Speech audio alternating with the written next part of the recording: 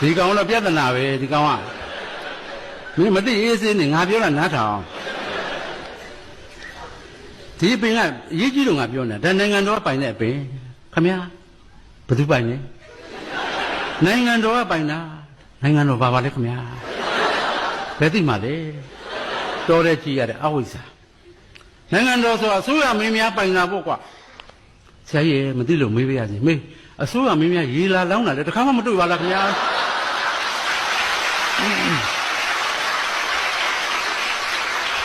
ခက်တဲ့ကောင်ပဲမင်းတော့နှစ်မှုဖြစ်တော့မှာပဲအစိုးရမင်းများနဲ့တကွာတိုင်းသူပြည်သားအားလုံးကပိုင်တဲ့အပင်မတန်ဖိုးတန်တဲ့အပင်ဩဒီအပင်မှာမှတ်တော့တရားဥပဒေပြဋ္ဌာန်းထားတယ်ကျွန်းတပင်ခုတ်ထောင်စင်နဲ့ခင်ဗျာထောင်စင်နဲ့ကြတယ်ဒီပင်တပင်ခုတ်ဟာအဲ့တော့မှဖိုးထောင်ချွေးချွေးပေါက်တယ်ကြသူကသူလည်းစဉ်းစားတယ်တရားထဲဒီပင်ငါခုတ်မိတာတော့ပြဿနာတက်ပြီတို့ရကตาအေးလူတက်တာ9နှစ်ကြာတယ်ကြားဘူးတယ်ဒီပင်က10နှစ်ဆိုငါဒီကောင်းပန်းရင်3နှစ်တက်တာမယ်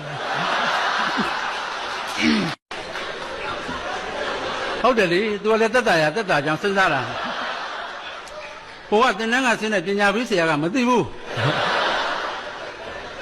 ခါရဓမ္မလိုထုတ်ပြီးပိုင်းတော့သေးရော